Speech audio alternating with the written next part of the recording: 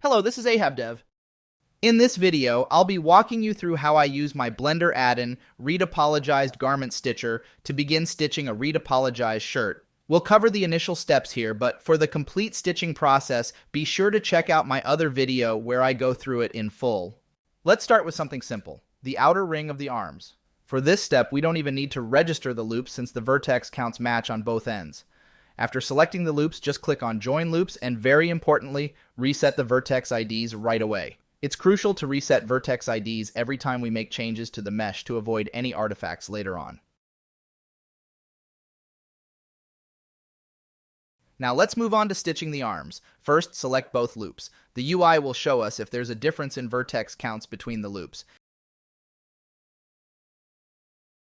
If they don't match, click the button to equalize them. After a quick visual check to ensure everything looks good, click on Dissolve and Prepare.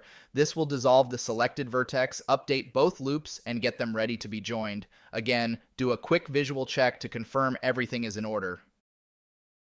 If you want, you can use the Loop Tool's Space function on any selected loop. Just select one loop and click the specific button. However, in my experience, this function isn't necessary for our workflow since the Join button works perfectly well, as you'll see later, but I've left the option available if you want to use it. Next, select both loops again and simply join them. After confirming the join was successful, clean up the mesh and reset the vertex IDs again. Now let's address an important point. Sometimes, without us realizing it, some vertices may occupy the exact same space. If we don't correct this, we might select a loop thinking it's correct when it isn't. To prevent this, we can use the Merge Vertices auxiliary button. This tool helps identify vertices that are too close together, allowing us to merge them at the center. Be sure to do the same later in the UV map.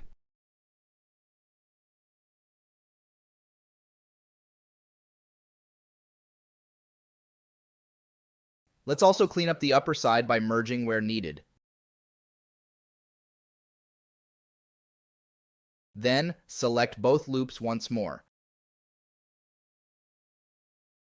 Finally, let me introduce the Full Edit button. This button automates most of the steps we've covered so far, significantly speeding up the stitching process. For a full demonstration of this automation, check out my other tutorial video where I fully stitch the shirt. As a last note, let me notice you how you can access the most useful operator from the UV context menu in order to speed up even more your workflow. That's it. As you can see, this add-in makes garment retopology tasks smoother and more manageable. Thank you, and until the next one.